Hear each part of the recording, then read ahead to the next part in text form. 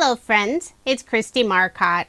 In today's video, I'll be using Honeybee Stamp's Homestead Harvest Paper Pad, their Fall Leaves 3D Embossing Folder, Lovely Layers Wood Vase Die Set, Lovely Layers Autumn Bouquet Die Set, and for a sentiment, I have their Heartfelt Hello Stamps and Coordinating Honeycut Dies. I've already gone ahead and embossed this beautiful pattern paper, and I want the design to pop just a little bit more, so I'm adding Honeybee Stamp's metallic gold ink. I'm just lightly brushing it on the embossed areas. Once I add the metallic ink, the berries and the detail on the leaves are really starting to shine. The designs in the paper pad are just gorgeous. It looks beautiful with or without the extra ink. I'll layer this piece on some dark brown cardstock. The embossed background is 4 inches by 5 1/4 inches, and my brown cardstock layer is an additional 1/8 of an inch. So 4 1/8 of an inch by 5 3/8 of an inch. If you prefer a wider matting, you could add an additional 1/4 of an inch. I'll put ATG tape on the back and add my card front onto a card base, leaving 1/8 of an inch of the white card base showing.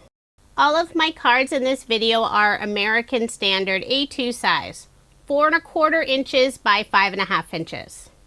Now I'll start working on the wood vase. I cut it out of the same dark brown cardstock I used for the background, and I want to add just a little extra color to the edges. I'm using Catherine Pooler's Icing on the Cake ink color.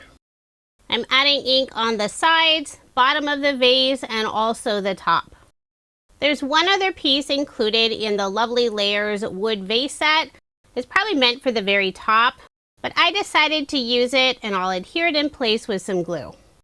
I'm making sure not to cover up the cutout area. That way I'll still be able to tuck all the foliage pieces inside the wood vase. I've already gone ahead and cut out all of the foliage pieces. I use craft cardstock for the wheat stalks, a dark teal cardstock for the leaves, light teal cardstock for the little branches on the cotton, and some white pearlescent cardstock for the cotton pieces. I'll put glue on the back of the areas of the cotton stem and then add that cotton fluff behind. I've already assembled the second stem with the cotton pieces. Now I'll start tucking all the foliage pieces inside the wooden vase. I'm starting with the left side. I'll put 2 of the wheat stalks, 1 of the branches, and 1 of the cotton pieces inside, trying to space them out so they're not completely clumped together.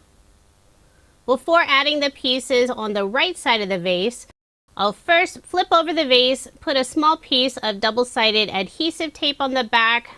That way the first set of foliage pieces don't move. Now I'll start tucking in the pieces to fill the right side of the vase.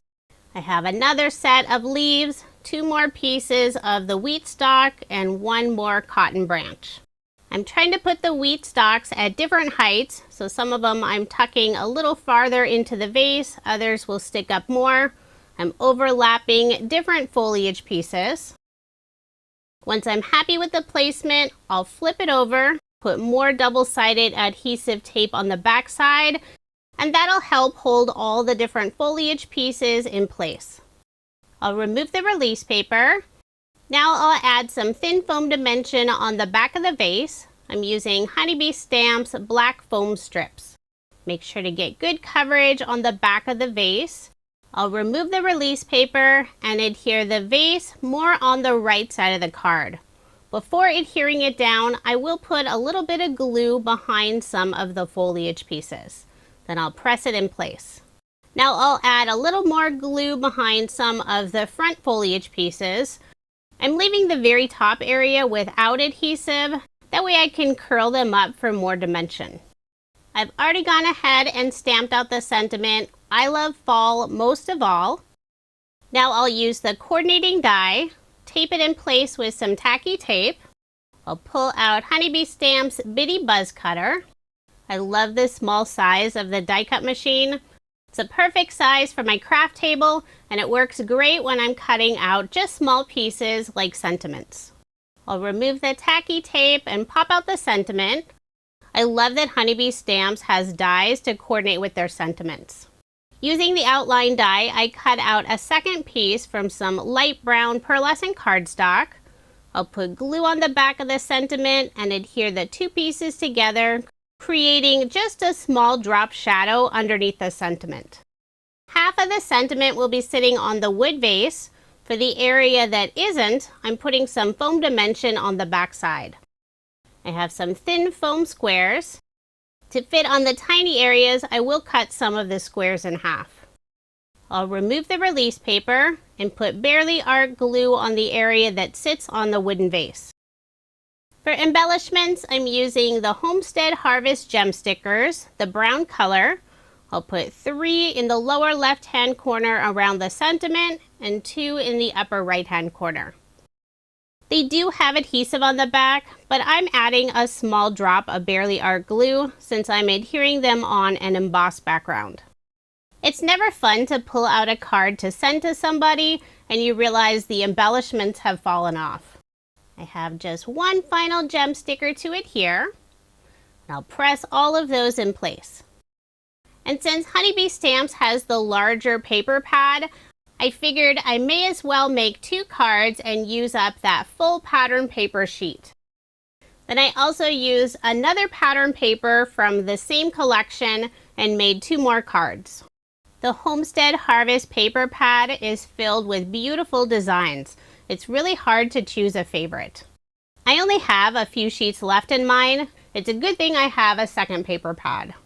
If you are interested in any of the products I used in this video, I do have links provided in the description box below. Honeybee Stamps' Heartfelt Harvest release has so many fun products. It's hard to believe, but their Christmas release is coming out in just a few weeks. Thank you so much for watching, and I hope you have a wonderful day.